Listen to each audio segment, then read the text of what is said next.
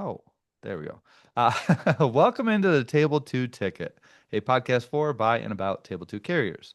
I am Adam Crosby, and as always, I'll be your host. Today is Monday, February 23rd, 2026.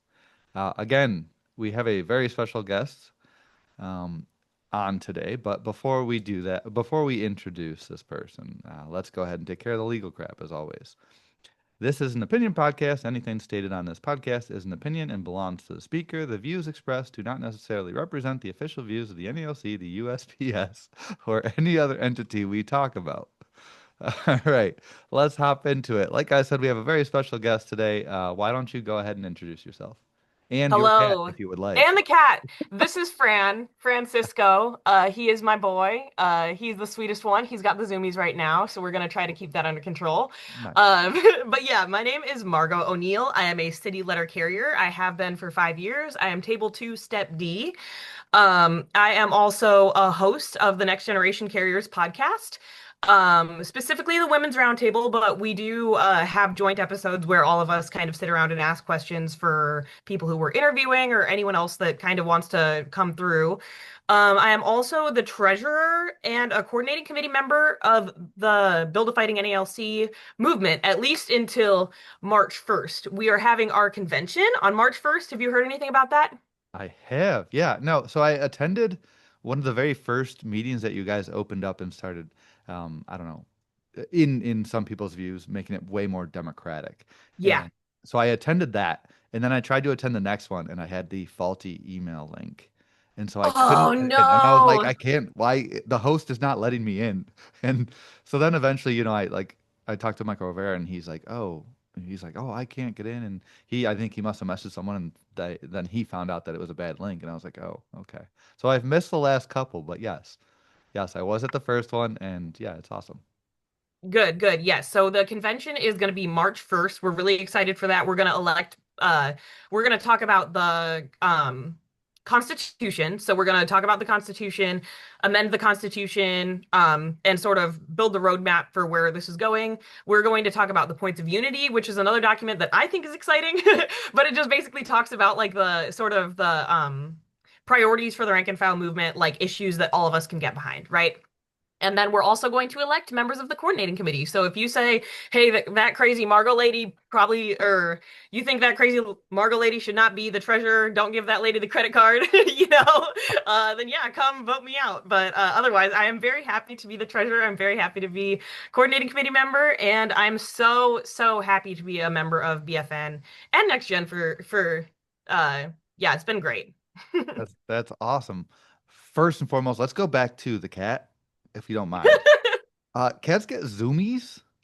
Oh yeah. Yeah, cats get zoomies. He I mean, he I have been a dog person for pretty much my whole life until I fell in love with this cat that my friend was fostering. His name is Fran, and he's the one that I introduced y'all to earlier. He does get the zoomies. He runs around like he is so athletic. Yeah. Like if you Gonna say never he had a like cat, you wouldn't understand. jumped up to the back of your chair, scared the heck out of me. I was like, oh, He has jumped up. I have been standing before him, and he jumped all the way up onto my shoulders oh, before. nice. He will pounce. He loves to play, and yeah, he can just be an absolute ball of energy. T-Rex, bull in the china shop, using his little paw to like knock stuff off the Oh, table. gee, And yeah, cats, yeah, they do that. They do that. We yes. haven't had a cat in a long time, so I'm very allergic. I'm also allergic to dogs, Um, but it doesn't matter. We still have a dog. Have always had a dog. Will always have a dog. Just suffer through it. It is what it is. Um, I love dogs too. yeah, but yeah, I mean, dogs obviously get the zoomies. I didn't realize cats. I know. I Mhm. guess when we had cats, they were just lazy. I don't know. We had the non-zoomy kind of cats. Okay. Uh, sorry, off topic there. Great to hear about BFN. So your position, that's a national position as of right now until obviously the convention. Do you also have a local chapter? Yeah, so I wouldn't call us like a super duper strong chapter, but we do Mm. have like a little loose ragtag group of individuals that like for example that come to the union meetings and really my good friend Hattie is like really my like my other main confidant with the BFN Iowa. We are We did the rally yesterday actually, Hmm. and that ended up being a good experience because in my mind it's just really important that we start flexing this muscle, right? Hmm. So like when you think about like what needs to be done in order for us to get the contract that we all deserve, like especially those of us on table 2, like we need sustained pressure, right? And like that is something that has been absent from the union for a long time. I started showing up to my branch meetings and like I started to feel like maybe I felt like there's not really a place for me here. Like it felt like there was like an inside joke that I wasn't in on, and it felt kind of like, oh, and God bless them. But like it was kind of hard for a while, and I definitely had a moment there where I like sort of turned apathetic, quit showing up to the meetings, and was just like, okay, well, this is gonna be how it is, and that's fine. But then vote no happened, and that's really when like my activism appeared reappeared, I guess. Because with like the advent of vote no, like I ended up starting a Facebook group of like-minded carriers in my area who which eventually turned into BFN Iowa. Oh, um yeah, so um we started to yeah, we just got connected. You get connected with other people who believe similarly in your area, and yeah, that's where it comes from. I'm yeah. sure. What was the question? Just the simple question was, were you part of a, local chapter of BFN? Yes. Okay, perfect. Yes. So, BFN, great. I've talked about them before. I love their movement. I love what they're doing right now, especially the fact that it is, I believe, way more democratic at the moment, where they're starting to set it up and from the ground, and it's great to see that process taking place. So I'm really actually excited for that convention and to set up the Constitution and all that. It's going to be awesome. Um, uh, Apart from BFN, like you had mentioned, you are part of the Next Generation podcast, Next Generation Carriers podcast. I think we've formed quite the little echo chamber here. There's, most of the same podcast people have. We're all semi like-minded, and so we reach the same people and we talk to the same people. So we created that next or that echo chamber. But I think Next Gen has kind of reached a bit further than a lot of these podcasts. By the way, shout out to the rest of the Next Gen group, like everyone that's on that podcast, all the hosts, everyone that's involved in that, even in behind the scenes, everything else. Shout out to all those people. I'm not going to name them because I'll miss somebody and I don't want to do that. So just all the people involved in Next Gen, shout out to them. They're welcome anytime they want to come on here and chat. But why is it that to me it looks like Next Gen has reached so many more ears than the majority of the podcasts out there? Do you think is it social media strategies? I know you guys did phone banking for the BFN survey. Is it your guys' style? Is it the connections you have with other movements like BFN, or are you guys just better than the rest of us at podcasting? What is it that has made you guys more successful on that podcast at reaching more ears? That's a good question. I think so. For starters, John's social media game is unmatched. Hmm. Okay. I see this man on Reddit. He's on Facebook, on TikTok. I see him in the comment sections all the time. Like, he is clipping videos and calling into the Valley Labor Report. You know, the Valley Labor Oh Report? yeah. Yep. Yeah, to the point where they know him by name. Yeah. Like, and he is just on it. Like, and I genuinely don't know how he does it, but he is his social media game is elite. So I think another thing that contributed to our success also, and this is gonna sound so corny, like they got a lot of success before I ever even joined the show. Okay, so I joined in November, like as the host of the Women's Roundtable. But this is gonna sound so corny, but like I think another thing is that we have strength in our diversity. So we've got the main show where we interview people from the NALC and like other folks and activists.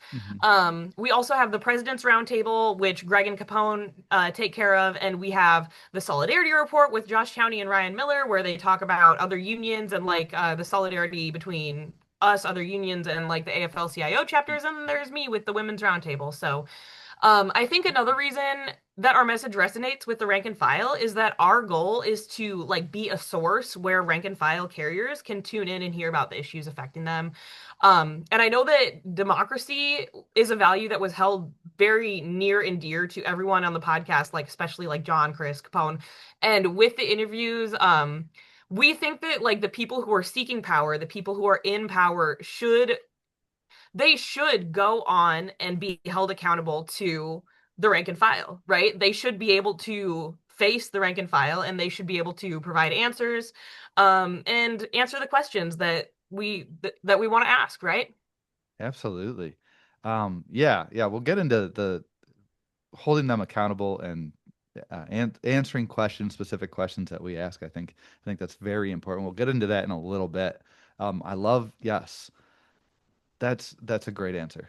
I've found that I meander, and so I'm just gonna. That's a great answer, and we'll just move on to the We're next one. gonna cut it We're gonna keep. there. I'm gonna try and keep it short and stay on task. Yeah, I think that hit a lot of the talking points, the media strategy, the social media strategy. Like I don't do TikTok, and there's so many social media platforms that I just refuse to touch, and so that's definitely Yeah. somewhere I'll just never make up that ground. Couldn't be Um, me either. Couldn't be me either. It's all John. it's so much effort. I just Yeah. yeah. So that's great. Um, let's just move on. Yeah, I think that was a great answer. Do you guys, so in some background information, like behind the scenes, do you guys like the conversations that you have and these episodes that you have, how do you decide what's going to be on an episode? How do you decide, what the topics are, who you're going to have on? Do you guys always come to consensus on anything? Is there like drama? Do you guys not come to consensus? Do you vote on everything? I'm curious. Um, we don't vote on everything for sure. I think that it is more of a consensus-based thing. It's kind of loose and informal. Hmm. We sort of decide who we're going to have on the podcast because usually someone will have an idea and they'll be like, "Hey, should we have the X, Y, and Z person on the pod?" And then everyone else is like, "Yeah, sure, why not?" Um, the way I know that this is where this is going, like is the Renfro interview, right? Like the Renfro interview, the very first one that they ever did before I was ever a member, what really put them on the map was having Renfro on that first time.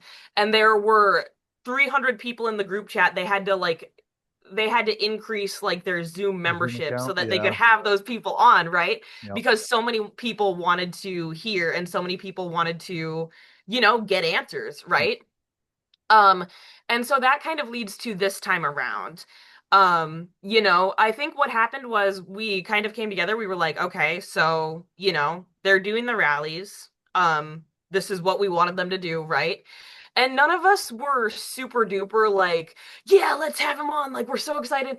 Like, I think I remember saying, this came from us. Like the rallies, that was our idea. That was BFN. That was Next Gen. Chris pressed him how many times in November? Yep. Just the date. Just give us a date, please. Can we have a date? And so we kind of came together. We're like, okay, so they're actually doing it. And I think I at one point I was like, we don't have to give him this, like because it was us, Yeah. Yeah. But we wanted, like I said, we wanted to give him the chance to come forward and say, I think that a lot of the questions that we asked were they were good, and I think that we got a lot of the same answers that we have been used to getting from him. Uh but we wanted to give him the chance to say he's not an organizer, he's more of a politician. He's very I feel like he's very well politically connected. Mhm. um but yeah, we wanted to see what his strategy was, Yeah. Yeah. There's a number of reasons, but we'll get into that interview in just a second. But yeah, it's nice to know that you guys do have those conversations, and that you don't vote, but at least you guys work collaboratively and as a team. That's great. You had mentioned earlier in the first question, you guys have so much diversity. You guys have all broken off, not broken off, but you guys all have kind of your own thing that you can shape. And so I think that probably also factors into like you guys don't have to butt heads because if you want to do something, hey, you got the women's roundtable over here, you can just do it. Like so Hmm. it makes sense like that diversity and all those different options that you guys have created. That's it's a pathway for each of you to do your own thing if you want to, but then Hmm. also work collaboratively. And I think you guys are probably all mostly like-minded, so that it makes that decision, and Yeah. you really don't have to like have votes and everything in a structure like that if you guys are all kind of on the same page to begin with. There Hmm. a lot you lost me with the video. It's not a big deal. Happens again. I have a PC. This is my laptop from college, and Oh, for sure. it's a little plug-in camera. So sometimes it cuts out. I don't know. It'll come back on eventually. Yeah. I have faith. I have Yeah. faith in the camera. Uh-huh. Um, so yeah, you started to go into that interview with Brian Renfro and what you were seeking to get some answers, some clarification, or yeah, the strategies.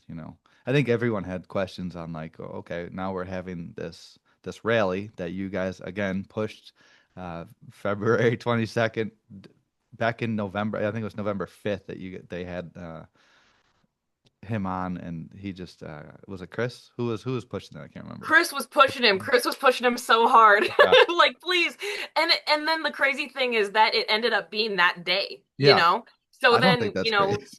2 months later, right? Like 2 months later, we finally have like the green light and we're just like, oh my gosh.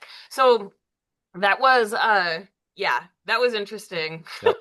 So we had briefly talked, I messaged you, and when I had messaged you to come on, and I was like, oh, we'll talk about the interview. You seemed much more optimistic than I am about that interview. Um, so you got a couple things that you seemed optimistic about that you think that interview did accomplish, and that was you've gotten a clearer picture on Brian Renfro's expected future. He did not commit to running again, but you guys did get him to say that he's not going anywhere. And so you seemed like that was a positive. I mean, that was an accomplishment. Now we know, or we expect, just have a better expectation that he's going to run again. So, um, you know, you guys also got some information on a future button campaign. Any other positive reactions or thoughts or optimistic thoughts that you think that interview accomplished? So, where I want to start with this is that my optimism comes from the rank and file. Hmm. I do not have a choice but to be optimistic because of BFN and Yep. the fact that we are building union democracy from the ground up. Hmm. So, in terms of the interview, we got mostly, the same stuff from him that we've gotten from Political. him in the past. You What? mentioned he's a politician, and it's Yeah. political rhetoric. It's yeah, but Right, right. But the reason why I came away optimistic is because the work that we are doing with BFN, the work that we are doing with Next Gen has been noticed by National. And hmm when I say that, like what I mean is that we put out a survey where we got about 2,000 people to fill out this survey. And then what did National do? They followed it up by releasing their own survey. And was it a little bit short? Negotiations start this week, right? Did they start today or they started, I thought, um, yeah, I think today people kept mentioning today, so I'm assuming that's yeah, yeah. So, we did the survey and then they followed up by doing the survey. We wanted the rallies and they followed up by, putting on rallies nationally. And then kind of the same thing for the button campaign. That's something that we've been talking about during the BFN meetings is like we need to have sustained pressure, right? Like that is how, in our opinion, that is how we win a fair contract. And right now we're kind of like laser focused on the contract that's coming up.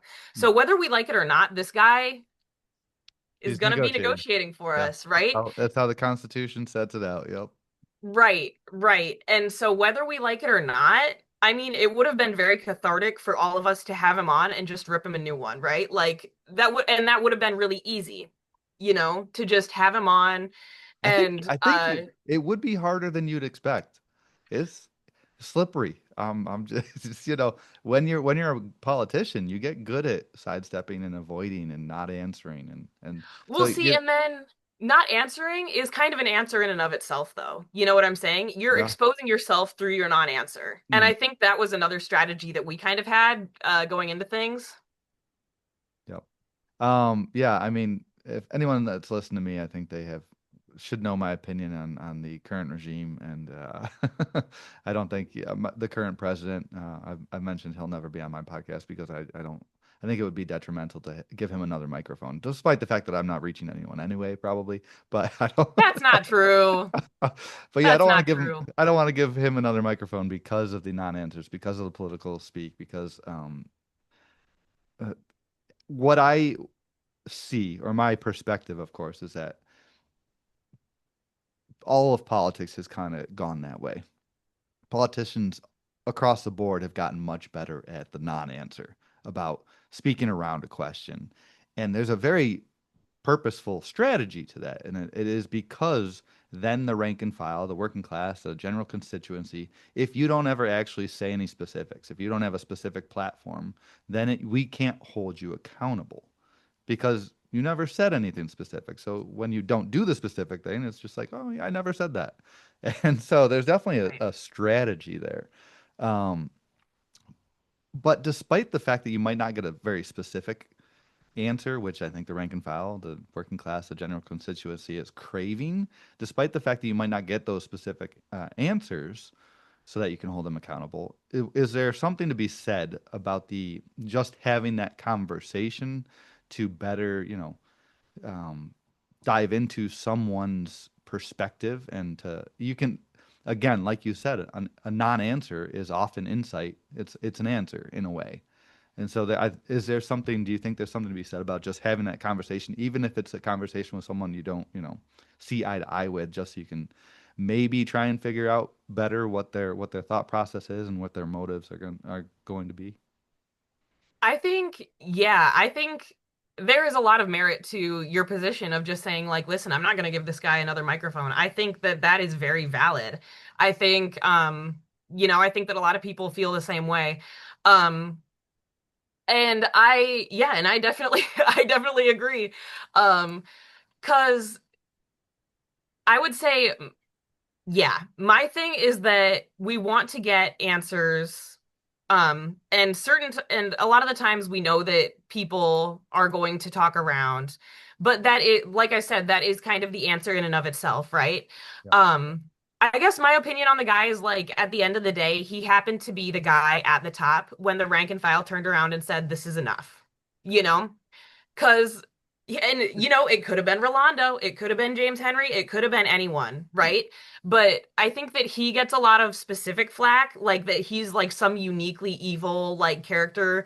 And maybe, I think It's a question of the chicken. It's a chicken and the egg thing. Like, was he the guy when we decided to, start flexing our muscle as the general membership of the 200,000 people? Is that was he the person, or was that flexing a result of that person? So yeah, it's a interesting. I don't know. I'm not sure. yeah, Yeah. I think that's fair not to be sure. I think that I would make the case that he's only been president for what, how long, right? Since that election with Noble, and he's been in the executive sort of Yeah. team for a long time now.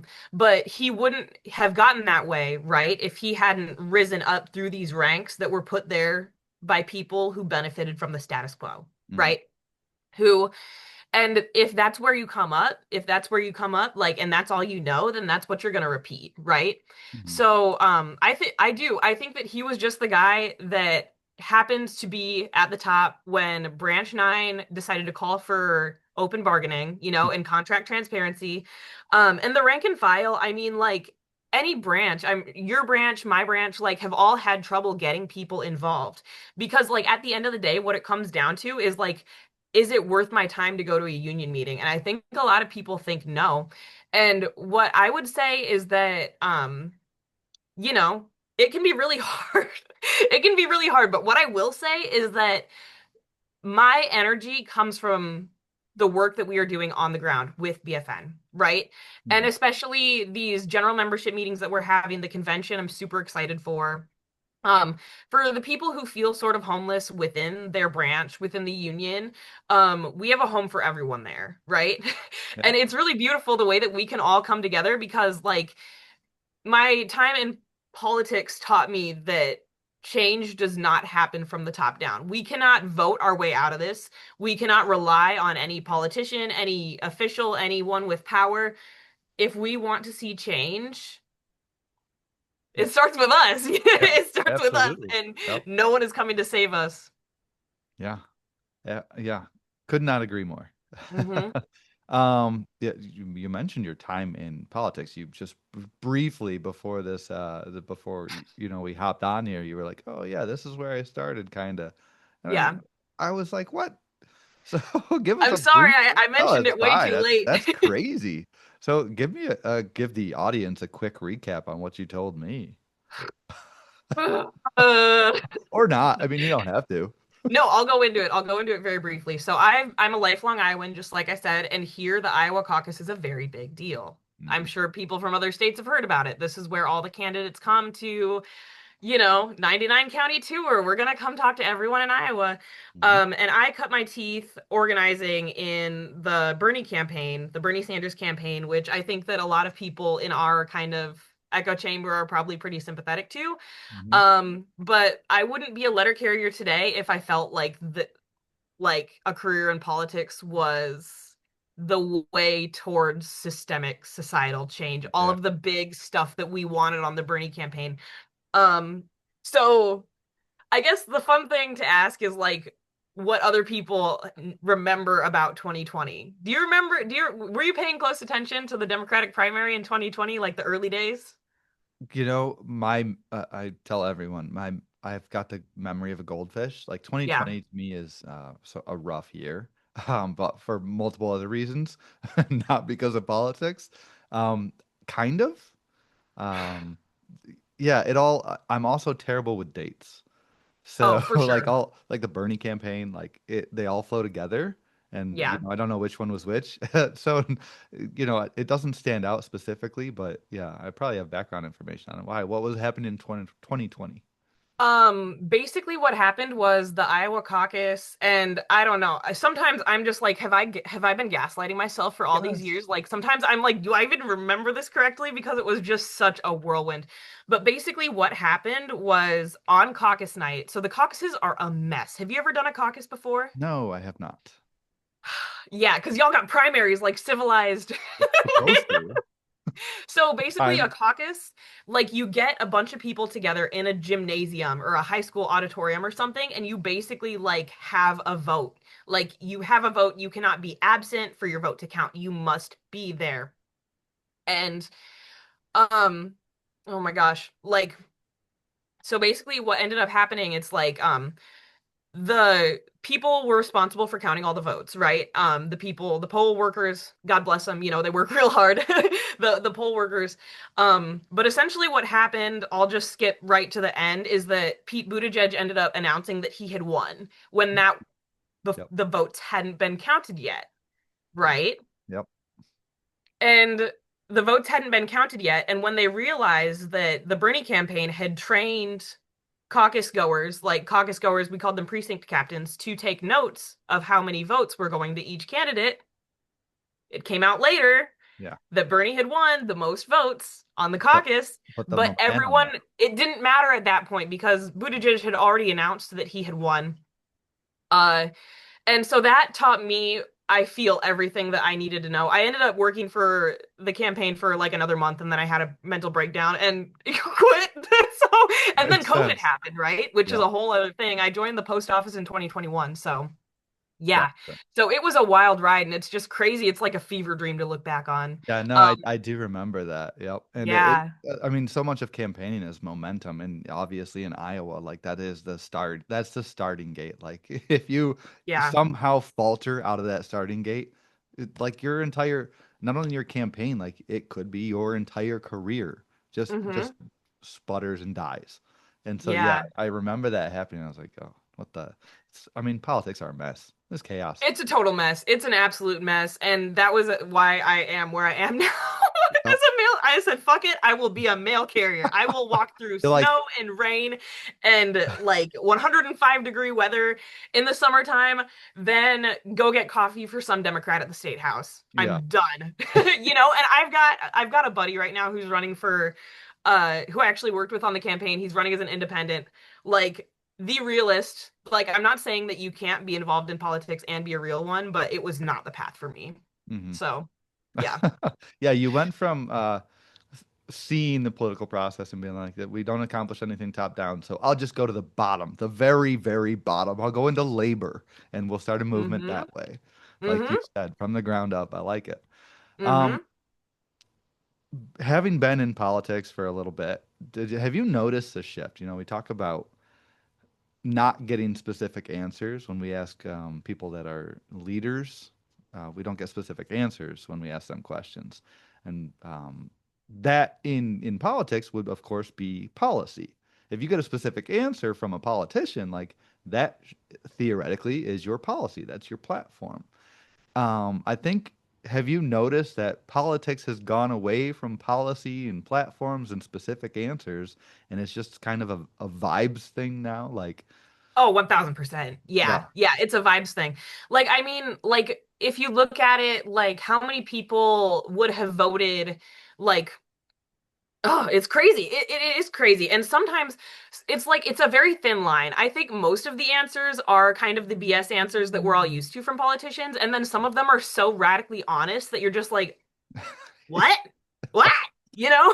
Yeah. Yeah. So it's such a fine line.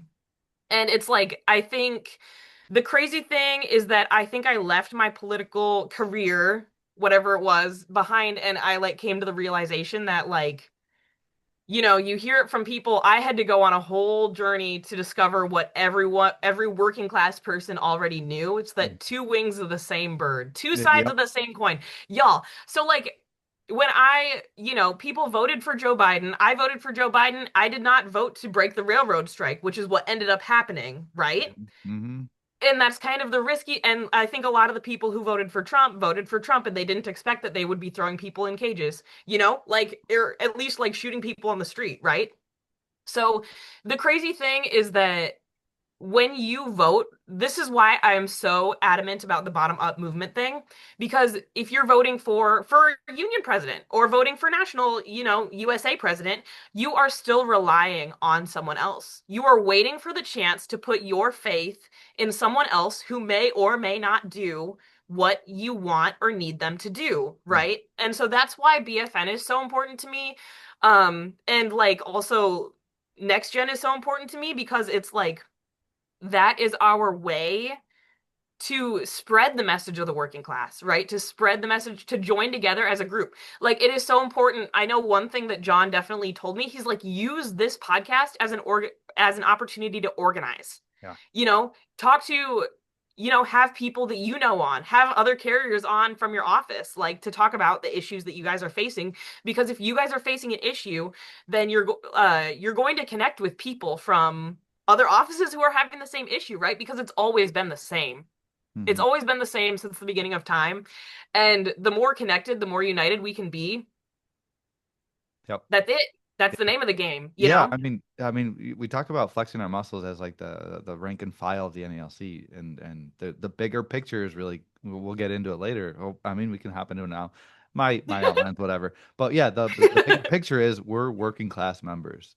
Working class like makes up a massive amount of the U.S. and they haven't started flexing their muscles yet, Hmm. right? When we talk about this reaction from within the NALC, from the rank and file, these movements, the reaction, I think it's because we hit a breaking point. Like we've been our wages and benefits have been downgraded, degraded so much that we hit a breaking point, and it forced that reaction of the rank and file. Um, I don't think the working class in America has gotten there yet. I don't know how, because the working class wages have just continuously gone down, and politicians, as you said, two birds or two sides of the same coin. Like the political parties, both are leaving behind the working class. Like, Oh and so yeah. yeah. So yeah, I'm curious, on the bigger picture stuff. This is just a start. The NALC is just a start to start organizing, start flexing your muscles, get the start practicing. But I hope it spreads into other situations throughout the U.S. Um, gonna try and go back to questions, even though it's gonna start I'm going. sorry. No, it's fine. Like I'm hopping around here, but it's just I don't know. I haven't been doing that enough, and so I'm going to go back. The All right. one of the things that we got, I mean, that you guys were calling for was that the rally and the day of action. I think, you know, you've had a couple podcasts and you've on Next Gen, you guys have talked to multiple people, and I think those podcasts have covered a lot of the thoughts on the timing and how short it was. But what were you doing? What'd you end up doing for the day of action? Yeah, so it was funny. So the first time I interviewed Renfro was on November 5th, right? Hmm. So the very next day was my branch membership meeting. And so they told me that I don't need to put a motion towards the floor to have a rally. So I basically brought up during the good of the association. I was like, so hey, why national. I mean, he said during that first one, he said that he would be supportive of a rally, right? And I think that it's a lot easier for most people in most branches to, pardon me, I think it makes it a lot easier for most people in most branches to like have some form of backing from national before you have a rally. I Hmm. think that a lot of presidents, a lot of people in like local power uh kind of see more legitimacy in things that are perpetuated or done by national, Yeah, right? absolutely. Yep. And so I said, hey, we talked to President Renfro last night, and he said that he would have a rally. He didn't nail down the date, but he said that he would have a rally at some point, maybe in February, maybe towards the beginning of the talks. I don't know. So then what ended up happening, when he announced the date, I went to my next GMM and we said, yeah, okay, let's do it. Let's have this rally on February 22nd. So me and like about 50 other people, I think, yesterday, February 22nd, joined together outside of the main post office and we handed out signs and we handed out flyers. And we had a couple people who are politicians that were there and came and talked. We had the Iowa Federation of Labor president. He's like my hero. He has helped us out with so much stuff. But we handed out signs and I bought a bullhorn. I'm like, it is Very nice. about time that I get myself a bullhorn. And I put it to good use. We walked around and did chants and everything. And so that was what I was doing on February 22nd. That's fantastic. What were you doing? What were you up Oh to? gosh. So I was first and foremost, I was talking with Mike Cariff, and so that ran obviously because I just don't ever shut up. That ran longer than expected, so I ended up being a little late to our quote unquote rally, and per the point that these are kind of practice, right? The whole idea is we're starting. This is the starting gate, like whether this is the starting point. Hopefully we continue this, and hopefully we get better at doing this. That's the whole idea. But I went up to, my branch has I think 1,500 people, and I went up to they were holding their rally, quote unquote, outside of the one of the city post offices, and there was probably I think there were 22 people when I got there, and people just standing next to the street with signs, a couple of signs, and that was about it. As far as I know, again, I was like 25, 30 minutes late or something. No bullhorns, no chants, no nothing. It was more of a standout, I think they're called. Okay. I mean, it's not Okay. on a street where people walk, so we can't hand out flyers. And I'm Hmm. just like, this needs improvement. And I think they were kind of resting on their laurels from the last day of action where they had like 300 people show up. And I was Oh. like, well, today's a little different. I mean, I was looking at pictures and whatnot, and it was a nice day back then. And so that makes more sense. It was also, there were so many different groups because it was the government going after all unions or federal unions at that time, and everyone was worried about privatization. And so that fear mongering, I think, forced more people last time around. But I was like, 22 people out of 18 or 1,500 members, that's pretty bad. And even like 22 people and half of them weren't carriers. And I'm like, Yeah. Yeah. So I think we have some ground to make up and some improvements to make. Yeah. Well, yes. And so going back to that, this is not going to be the last rally. BFN, we're gonna make sure that, okay? Good. um, we we are gonna make sure that. I think that, yeah, a lot of the times, well, what I will say, it was cold. For us, it was like 20 degrees, and where we were standing out, it was like a wind tunnel. Yep. It was brutal, and there was a time where I needed to literally like just like cover up and be like, I'm so cold, you know. But what I will say is that going back to like what we were talking about earlier, this is some stuff that a lot of people in our union have never done before, you Hmm. know? So it's not easy. It's not intuitive, you Yes. know? Yeah. And that's the point, is that of flexing the muscle. You know, you talked to Badmouth. I'm pretty sure that he said at one point during the conversation, he said, um, you know, you can't go to the gym one time, bench press like 350 pounds, and then just call it good, right? For the rest of the year. You start small. You're going to start with small rallies where it is brutally cold outside, where half the people in attendance are just labor people that are down for the cause, right? And you build from there, right? So the important thing, we would have loved to have this have been the culture before we started, right? And everyone, I feel like a lot of the conversation that we hear is like, oh, well, the Teamsters have this, the Teamsters should represent us. Okay, how do you think the Teamsters got to where they're at? They Yeah. organized, you know, they started small. They probably started with dinky rallies with no bullhorns and no, you know, fight like hell signs that don't have any specific demands on them, right? Like that's probably where they started. Yep. But the fact that they are where they are now has been years and years of work, like hard work.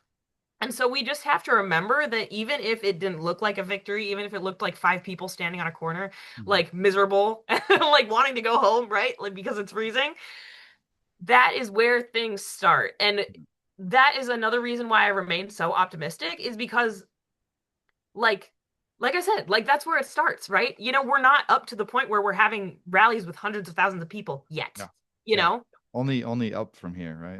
It can only get Right. better theoretically.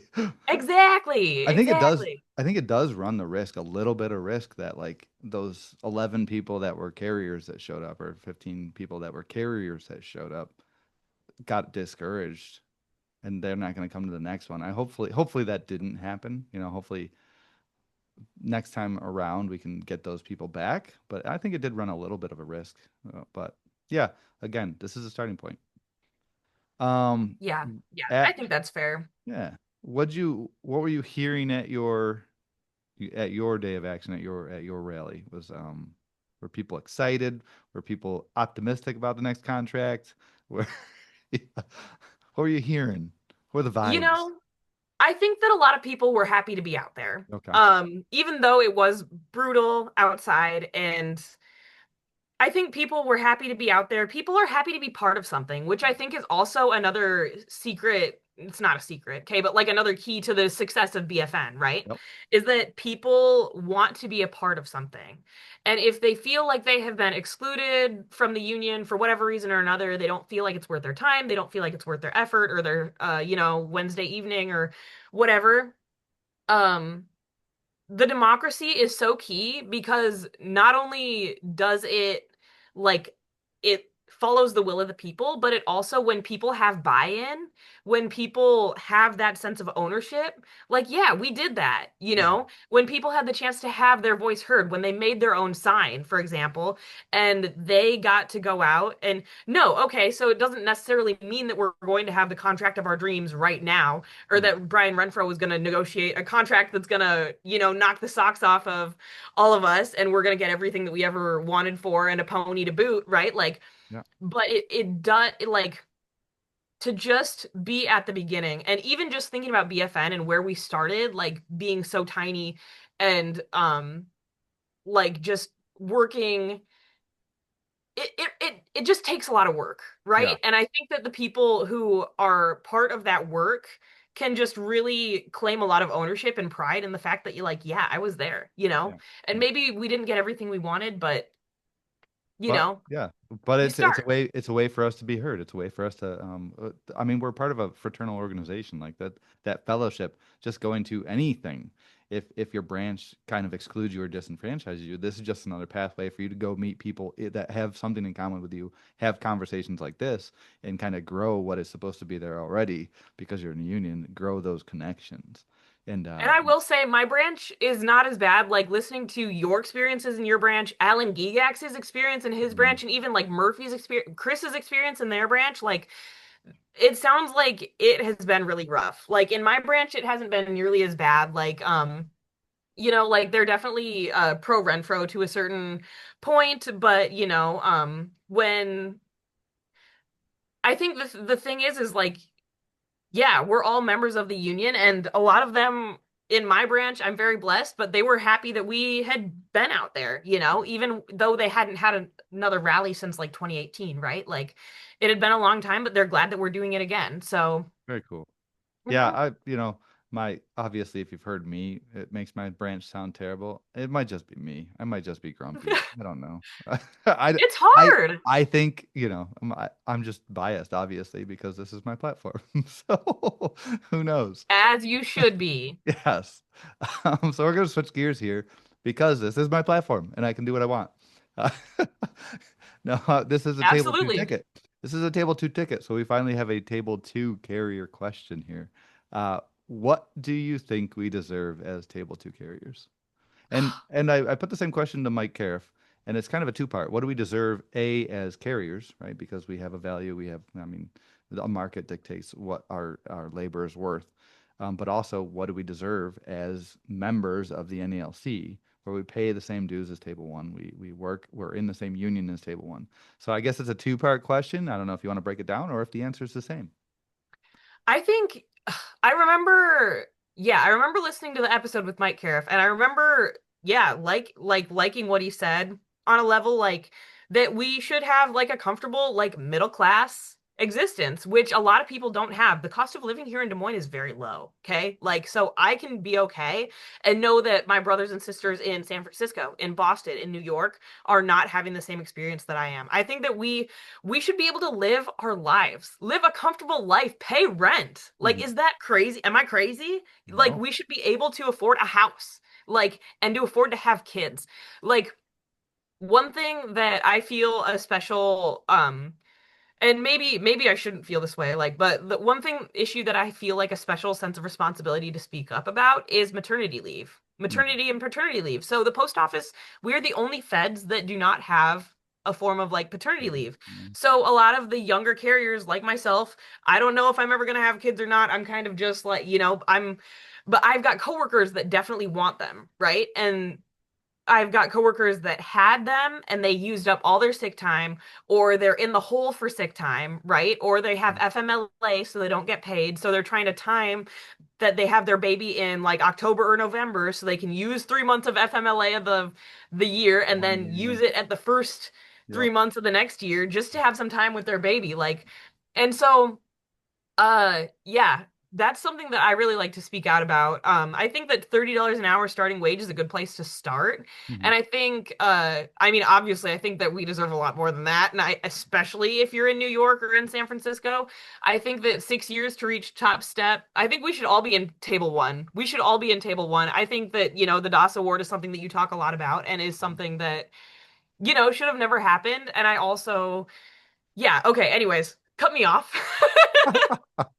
No, yeah. I mean, you talk about a comfortable living, like two birds, one stone. I think table one is kind of a comfortable, not like a comfortable middle class living. So yeah, completely agree.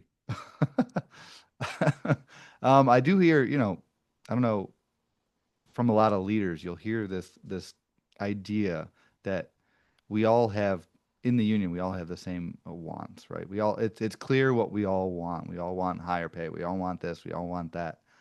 Um, but in my head, I'm like, I want to prioritize table two, and obviously we're not doing that. So I don't think we do all want the same thing. Do you think like all carriers want, as far as a contract, we all want the same thing? I've been struggling with it in my head because yeah, we all want the world, but that's unrealistic. And so really what we want, I want to be prioritized as a table two carrier because we lost. We're the ones that lost so much. So I don't know. Do you think we? I don't know how to answer that in my own head. So if you have any insights, feel free. I think I get what you're saying. I think I get what you're getting at. I think that, and I've definitely heard your criticism of Table One, and I do agree for the most part. And I want to say that it's also really easy for us to look back on the arbitration decision and say, "Wow, that was terrible. Like, what terrible results we got out of that," because we got terrible results out of that, Mhm. right? And what I also want to say is that politics, this is another thing I learned from my political career, is that politics is self-interested. If somebody doesn't think that it's worth their time to show up on caucus night Yeah. or to a union meeting or to a BFN meeting, right, Mhm. then they're not going to do it. If people are told by their branch president, this is a great contract, you know? Exactly. And before there was a big podcast media ecosystem, before podcasts were a big thing and that was what everyone was doing, Hmm. that was your source of information. You know, Yep. you've got your branch's publication, your branch president, and you've got the postal record, right? That's the way the information flows. That's the narrative. That's controlling the narrative. Yes. Right, right. And I mean, like back in 1978, the last time they voted down a contract, right, they had the transistor radios, right, that they would talk to each other for, you know? So it's kind of funny how it all repeats itself. But like, one thing that I do want to say, I know that, yeah, Table One can catch a lot of flack. And I think that some of them are like, well, you just need to put in your time. You know, some of them are like that. Okay. Yeah. Yep. And I will also say that, like, for example, a couple of the people that showed out to the rally on February 22nd, always, I'm thinking of one guy in particular, my coworker, love him to death. And he has been the type to be like, "Yeah, Margo, I really like this activism stuff that you're doing. You've got a voice and you're using it, you know?" And I hadn't seen him come out to any of our events, but this time he came out, right? I think that when people have the time to realize, like, wow, yeah, you know, these people who are in table two, you're starting at less than $20 an hour, like that's a big problem. But I think that, you know, probably voted yes on all these contracts out of self-interest because they thought it was the best thing to do, now are kind of waking up. I think the point is that we have to bring them with us. You know Yeah. what I'm saying? And the more that we can make the case to them, and I think you do a good job of making the case of like shit's fucked up, right? Yep. It's not easy to be on table two, right? I I So, I want to have I want to have a round table of table two carriers and get really specific, like dirty laundry specific on what we're dealing with. I and I don't know that people are going to sign up for that and be like, yeah, what's in your TSP as table two carriers? ooh, You know, what if are you living in your mom's basement? You know, like what have you forfeited if you do have money in your TSP? What do you think you forfeited? Well, I'm hmm, living on the streets or something. And so right. I kind of want to have a roundtable and get really specific and to show again, you want to bring table one with us. A lot of them I don't think have any idea what we make now and what the struggle really is. So yeah, I'm definitely I want to actually put that round table together of a bunch of table two carriers and get really specific on what we struggle with. But uh, we'll see. I think that's a fair assessment. I think, you know, a lot of people, if you're not living the situation, it's really, really difficult for to like walk in somebody else's shoes, Yeah. right? Mhm. And I think I definitely think that that's true to a certain point. And I think that there are some that are sympathetic, you know. I think Mhm. your idea to have a roundtable like that, that's really good. And I think that that was something that they used during the 70s. You know, didn't they have photos? So I read this book Undelivered by Philip, oh God, what is his name? You know the book Undelivered? I've heard of it. I have not read it. So one thing that carriers did while they were organizing for the Great Strike of 1970, they would go in uniform to the welfare line Hmm. and they would get in line in uniform Yep. to show that it's, you know, you can't make a living as a carrier. And so in order, I mean, yeah, like I mean The Jungle by Upton Sinclair, it's like one of the most like groundbreaking books, you know, in terms of history and exposing, you know, because if people don't know the conditions, Yeah. then they don't you don't know what you don't know. right? Yeah, and with like such an online presence, like we can't go stand in line if we're on any kind of assistance programs because you just type it in, and so you Right, you right, right. So we it's got to hard. find other ways to show it. Exactly. Yeah, it's harder to make that example publicly known. Mm-hmm. Mm-hmm. Oh, all right. Do you have, we're just hopping around here.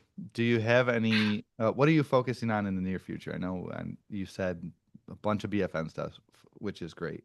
I know hopefully there will be more rallies and we'll be able to focus on that kind of stuff. Do you have anything specific that you're working on for the near future? Um, I'm pretty sure that I have failed so far during the month of February to record an episode of the Women's Roundtable, so Okay. that's next on the agenda. March 1st is the day of the BFN convention. So there's a BFN convention planning group where we're talking about, what we're gonna do, how we're gonna do it. I'm sorry, my cat is doing some weird stuff over here. He's like jumping around in circles. Okay, but anyways, so yeah, the convention is the next important thing. I believe it starts at noon Central Time on March 1st. So we're preparing for the convention. After that, we're going to have another BFN meeting, I think on the 29th, but don't quote me on that. Okay. Um, I'll have to double check so that you can put it in the notes. And then so the next date that we're kind of planning tentative rallies for, and I know that John has been a really big proponent of this on Next Gen. John has been saying like we need to get together for like okay, do your May 1st, your May Day parades and everything. Hmm. We need to show out as the rank and file of NALC so that we can unionize or not unionize, oh my God, so that we can talk with other members of the unions. Uh and also like I think May 22nd we are starting to plan before we clock into work, like an informational picket. And the theme is like 30 for 30. So have you heard Okay. that 30 for 30 I demand? have. I don't know if Yeah. I don't have you gotten permission to talk about this with John? I don't know. He's Um, It might be. I don't know if you guys want to keep that in your back pocket and announce it. I don't know if it's fully ready. I don't know, but yes, okay. I have. The 30 for 30 is yes. That's out there. That's great. Yeah, that one's Yeah, great. so we're gonna have these meetings. I think there's a on the Next Generation Carriers website, there's a section about it. Okay, So perfect. I'll send you all of these things to include in the show notes. Oh, But can you yeah. edit? I mean, can you set that up? I don't do show Yeah. notes. I don't know. Like I don't even know what that means. What are show? Oh, Is that we'll like a figure it out. We'll Is that figure it on out. like All YouTube? Is that on Spotify? Are there show notes on Spotify? Or do you just, I mean, there's a description. I'm not even gonna, yeah, the description. Yeah, Okay. yeah. I don't think Okay. it's There we go. necessarily like a specific show note section, but I'm not even gonna Gotcha. lie, John takes care of all that. So Very he's the nice. savvy one. Okay. So you guys have a May Day stuff, picketing in front of the post offices with specific goals. I like that. Hmm. That's awesome. Yep. Yeah. Anything else that you're focusing near future? I know BFN, obviously you just said that. Um, just want to go back to it and touch on it. I was talking with Michael Rivera, and you said you haven't done a roundtable yet. Um, and I told him, and I don't know if you're similar to me, but I'm very susceptible to pressure and obligation. And so, if do I have to like tell you to do one? Like, would that help? Like, you have to do one this month. Does that? Oh, you mean like the women's roundtable? Yeah, Oh my yeah. gosh. Like, I'm just gonna I bug think you. I'll bug you until you do it. Will that? yes, yes, yes. That would help me out. That would help my ADHD. Oh my Okay. God, it's Well, awful. now I mean, you said, are you gonna do one in the near future? Yeah. Oh, Okay. well, See, I do now you one said like it on a once a month. podcast. Now you have to do it. So there Yeah, you go. that's right. I already committed to it. I Yes. think what I'll probably talk about is like how the rally went. Hmm. Yeah, how yesterday's rally went, and then also Chris, my co-host on the pod, came out with this. It was a long time ago, came out with this super duper awesome like rally checklist that's very goes into a lot of detail. I think that I'm gonna kind of talk through that as a but no promises, okay? I haven't decided yet. Okay. As long as you do one, I don't care what the topic is. I'm sure I'll enjoy Okay, good, good, yes. it. Um, yeah, always so much going on. Like most podcast people are like, "Yeah, we got this going on over here, this going on over here," and all kinds of little things. It's great. Yeah. Any? we talked about the bigger picture stuff, the working class flexing their muscles. The NALC is the working class members. Mhm. Um, I think we already talked about it, so I don't know. Let me read my notes here real quick. I think we already talked about most of that. Yeah, it's good. Good. We're an example of the working class membership, and You're damn right we the are. NLC currently is kind of an example of failed unionism in that working class membership. Unions are supposed to be responsible for the higher tier of the wage within that group, and the NLC is somehow falling further and further behind. And any thoughts on that? I mean, it is. Well, yeah, and what I Do you will guys, also say, Mhm. what? Do you think it's because uh, we spent so much time with union success with the NALC, like the wages and benefits were so good that people just kind of got complacent, and so now you're seeing a reaction? Yeah, the complacency is killer. And like even today, like, people just think like, you're a mailman, like you got that mailman money, Yeah. like we still see that quite a bit, not realizing, and I think that they've skated by for a really long time with that assumption. Mm-hmm. But what I will say is that again, it's a symptom of this greater system, Yep. right? So union density has been on the decline since the 70s, since our great postal strike, union membership, and now it's what? It's at like 11% or something. Yeah. It's. When it used to be much higher than that. I forget like exactly how much, but um yeah, and you've got well, what one thing that I want to focus on the positives. One thing, like particularly with like 2024 and 2023, there was so much union activity going on. Like, Mhm. and still to this day, you've got Starbucks workers trying to unionize, Amazon trying to unionize. And like, here's the excellent thing about that is that the more that the people around us organize, the easier it makes our job. Because right now, like you could like one of the things that I feel like I've heard is that management could say, "Oh, like compare us to how much like DoorDash drivers are making," right? Yep. So that's what they're bringing to the table in terms of negotiations, like management is. So if the DoorDash drivers are making more, they don't have that argument anymore. Hmm. So I say, a lot of these things like the business unionism of the NALC, all of these things and are symptoms of a greater issue that has been on the back burner for a long time. And yeah, and things are going to get better. I have hope. I have faith that things are going to get better because we have turned around and said enough is enough. Yep. You know? Yeah. Cool. Very cool. Do you have any aspirations at all? Think you're gonna run for anything in the future? I mean, just curious. No. No. Okay. No, that ain't gonna happen. I All mean, right. if anything, I would love to be there's like the political director of the branch or whatever Mhm. that like, I would love to be that guy, but I'm Full not gonna circle. run for it. Full No. circle. You want more politics again? You're like, yeah. I No. miss it. I miss it so much. I just want to be the director. Here's the Okay. thing though. It's not that I miss it, it's that it follows me around and I can't escape it. That's what's actually going on. Yeah. So, Yeah. yeah, I'm not running for anything, or I am running for treasurer of Hmm. BFN. Yeah. Fine. Yeah. So, No, I am running to be on the coordinating committee of BFN. I love what we do there. those are And I'm aspirations. I like it. yeah, Yeah. that's all I want. Okay. Honestly, that's all I want. And I love being a member of the next gen community. It's been amazing. My co-hosts are so much fun. I'm And sure. yeah, That's I what feel I like we're need. I think that's what I'm yeah, missing. get yourself a I need co-host. like four. Like I need Yeah. one guy that's gonna be like, next question, and just like move on. Like just one guy. He doesn't even have to be on camera. Just sit over there in the corner, and if we're rambling, just like poke me with something. I don't know. Yep. Throw something Chop at me. chop. I'd be worried about having a bunch of co-hosts because then I would just talk to them all day. Like I would, our conversations, like every podcast episode would be like 6 hours long. It's just like, oh Hmm. yeah, we're just sitting Hmm. around having fun. But yeah, you guys look like you. Yeah. I mean, you're like-minded and you're having fun doing it, so that's great. Um, Hmm. any other topics you want to talk about before we're gonna close? We're gonna go ahead and wrap this up, finish up, and keep it from, I think we're already close to an hour. And my Yeah, last talk to spiel's your almost. coworkers. Talk to your coworkers. Share your frustrations. That's where the stuff is built.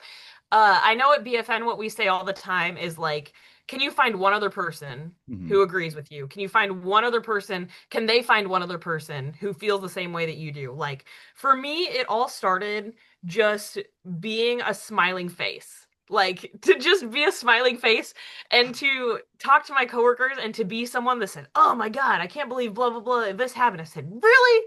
But like you got to share that with them because that's where the stuff is built Yeah, to be the camaraderie. person that they can come to.